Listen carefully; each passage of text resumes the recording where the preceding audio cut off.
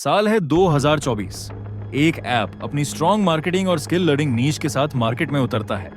उसका टारगेट था अपने कंपटीशन यूट्यूब को इंडिया जैसे बड़े मार्केट में क्रश कर देना, और 2025 तक वो अपने इस मिशन के काफी करीब था। लेकिन ऐसा क्या हुआ जिससे सीखो ऐप जैसे स्किल लर्निंग प्लेटफॉर्म अपनी ऑडियंस में काफी हेटफुल बन जाता है और अपना पूरा ऑडियंस ट्रस्ट को किल कर देता है। सो ये है द सैटिस्फाइंग डाउनफॉल ऑफ सीखो ऐप।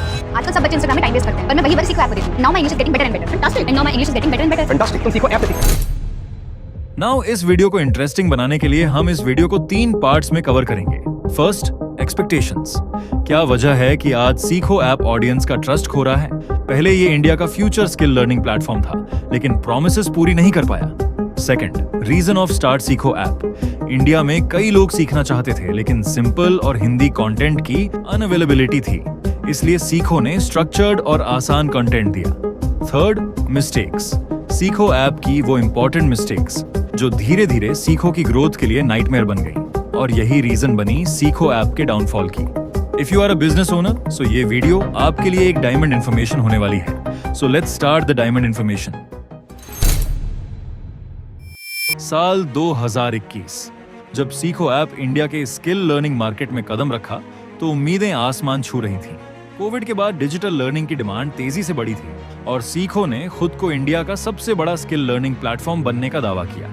उनका विजन था इजी, स्ट्रक्चर्ड एंड हिंदी में सीखने का मौका देना, एक ऐसा प्लेटफॉर्म जो यूट्यूब के स्कैटर्ड कंटेंट से बेहतर हो। स्मार्ट मार्केटिंग के साथ सीखो ने लोगों के दिलों में जगह बनाई। हर तरफ उनकी एड्स दिखने लगी, क्रिएटर्स ने इसका प्रमोशन किया और यूजर्स को लगा कि अब सीखना आसान, सस्ता और असरदार होगा। लेकिन जैसे जैसे समय बीता, यूजर्स को महसूस होने लगा कि प्रॉमिसेस जितना बड़ा किया गया था उतना कंसिस्टेंट एक्सपीरियंस नहीं मिला। धीरे जो भरोसा था वो कमजोर होने लगा, और यहीं से शुरू हुई सीखो की असली कहानी, जहां एक तरफ बड़ा विजन था, दूसरी तरफ उसे पूरा करने की जमीनी हकीकत। अब समझते हैं कि आखिर सीखो को शुरू करने की जरूरत ही क्या थी, और वो कौन सी प्रॉब्लम थी जिसे ये ऐप सॉल्व करना चाहता था। सीखो ऐप की शुरुआत सिर्फ एक आइडिया नहीं था, बल्कि एक बड़ी मार्केट नीड से जुड़ा हुआ था। इंडिया में स्किल डेवलपमेंट की डिमांड तेजी से बढ़ रही थी, खासकर उन लोगों के बीच जो प्रैक्टिकल स्किल्स सीखकर अपनी जिंदगी बेहतर बनाना चाहते थे।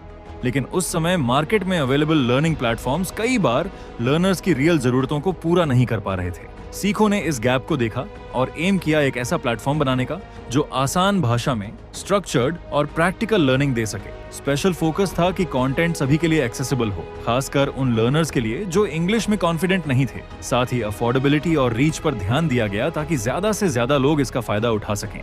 इस अप्रोच ने सीखो को लॉन्च होते ही मार्केट में अच्छा विजन दिया। लर्नर्स को एक ऐसा सॉल्यूशन चाहिए था जो सिर्फ वीडियोस का समंदर ना हो, बल्कि एक क्लियर लर्निंग पाथ और रियल स्किल डेवलपमेंट का मौका दे। लेकिन बड़े विजन के साथ बड़ी रिस्पॉन्सिबिलिटीज भी आती हैं, और मार्केट की टफ कंपटीशन और यूजर एक्सपेक्टेशंस ने इस जर्नी को आसान नहीं छोड़ा।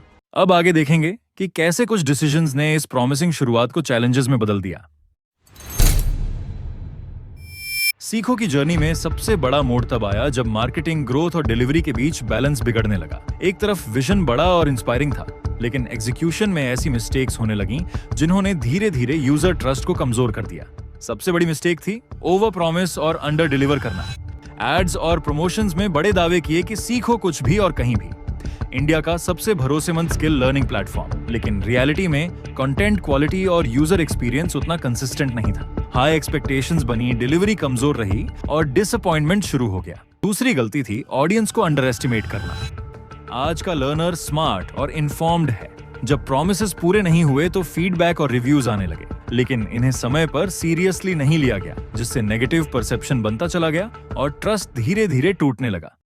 तीसरी मिस्टेक थी मार्केटिंग का जरूरत से ज्यादा अग्रेसिव होना। जब मार्केटिंग प्रोडक्ट से आगे निकल जाती है तो यूजर्स सवाल पूछने लगते हैं। ज्यादा हाइप और प्रॉमिसेस ने ब्रांड क्रेडिबिलिटी को नुकसान पहुंचाया। छोटी छोटी समस्याएं मिलकर फ्रस्ट्रेशन बनी और यूजर्स प्लेटफॉर्म छोड़ने लगे। इन सभी गलतियों ने मिलकर एक बड़ा ट्रस्ट गैप बना दिया। जब तक प्रॉब्लम्स ठीक होती, कॉम्पिटिटर्स मार्केट में मजबूत हो चुके थे। सीखो की कहानी एक क्लियर लेसन देती है, सिर्फ बड़े सपने और बड़े वादे काफी नहीं होते। लॉन्ग टर्म ग्रोथ के लिए यूजर ट्रस्ट, प्रोडक्ट डिलीवरी और कंटिन्यूअस इंप्रूवमेंट सबसे जरूरी होते हैं।